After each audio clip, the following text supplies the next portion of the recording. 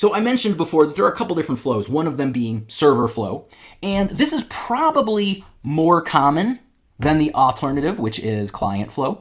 With server flow, we essentially use a web view, which we open up to first our Azure Web Service, and then from there to the identity provider. The user then interacts directly with the identity provider over this web page, giving username, giving password, and eventually the user is redirected back to a well-known endpoint, which allows Azure to say, oh, we're done with the identity provider, and I've got that token. In fact, we actually have a flow to check this out. So our client tries to access the web service. Now, bear in mind, this is maybe over HTTP client right here. What happens is our resource says, no, you're not authorized.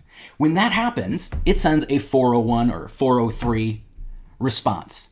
Now, at this point, our client application, which was going over maybe HTTP client to do that web service access, has to recognize that 401, 403 response and realize we have to actually go do something else. Now, we have some tools that might help some of this.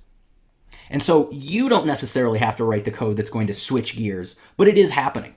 And at this point, then, a web view opens up, and that web view gets sent to our Azure Web Apps login endpoint. The Azure Web Apps login endpoint says, hey, that's great. I do want you to log in, but I actually do that through Google or Twitter or a Microsoft account. And so we end up getting that redirect. Azure redirects our web browser to the identity provider. So this whole round trip right here, you can look at this as just responding to the redirect.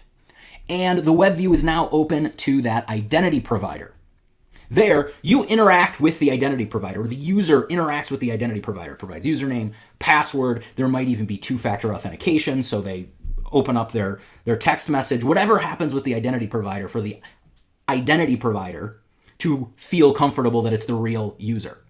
At that point, the identity provider issues an identity token. That is a hashed value that says, okay, I assert that this user really is user X, really is Jason DeBoover. And that token gets sent as a query string parameter most often back to our Azure web app. So in other words, there's actually another redirect here, so you could almost imagine the web view getting redirected. But at the end of the day, our Azure web app now has the identity token, now knows that you, or the user, is somebody, is a certain somebody. And so, with that, our Azure App Service can actually respond to your requests, can start saying, okay, yep, you're allowed to access these details. You're allowed to access Jason DeBoover's appointments, for instance. So that's our server flow. And the reason we call it server flow is because we very early on in the process where we realize we need to authenticate, we open up a web view and we start asking the server to drive things, to drive the logic. Now the alternative is client flow. With client flow, we're still going to need to get a token. However, the identity token portion of that is going to be handled by some client SDK. Now, of course, when I say some client SDK, it's going to depend what social provider you're using, what client SDK you want to use. That means if you want to have this client flow go through Facebook, you're going to need to install a Facebook SDK as part of your app. Or for Google, a Google SDK as part of your app. And then what this is going to do typically when we have our client SDKs get the identity token, the client SDK will actually open that third-party app. So we'll see that when we ask the client SDK to go and get, for instance, a Facebook identity token, what it's usually going to do is open the Facebook app. And the Facebook app may ask for your username and password, but if you're already logged into Facebook, it may not. It may open up, the Twitter app if you're using Twitter. And again, if you're already logged into Twitter, it may not even ask for your username and password at that point. Instead, it'll just ask if client application X here is allowed to access things on your behalf. And if you say yes, then what Facebook or Twitter or whatever will do is actually talk to Facebook server or Twitter server or whatever on your behalf, get that identity token into your client application, typically at this point, you're actually able to access some property of the client SDK to get that identity token. Then you can pass that identity token to Azure and say, hey, look, this user that I have has already identified themselves by going through some client SDK.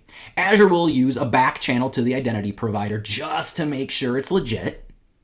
And then say, okay, you're legit. You're allowed to access this resource. Here's a resource token. The resource token then is what your client will be passing back every time it tries to access anything as part of that Azure web service. Now, again, a lot of these details are going to be hidden behind the scenes for us because we're going to use an Azure SDK.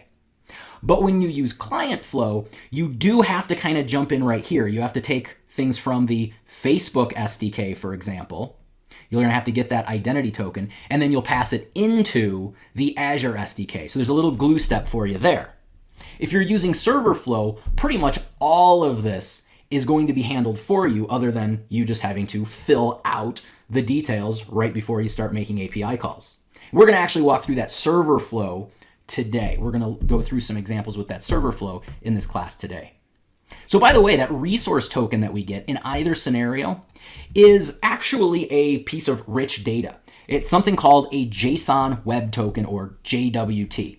And it is a JSON data struct that is actually then been encoded. So we'll typically see that it's got some encoding to it. So what you'll see is junk characters if you're actually just looking at your HTTP headers. However, we're going to look in a little while at how we can actually grab that and just go into like jwt.io, which is a website out there that will decode our JWT tokens for us. So we actually can see this data if we want to. It just won't be directly in the header because of encoding.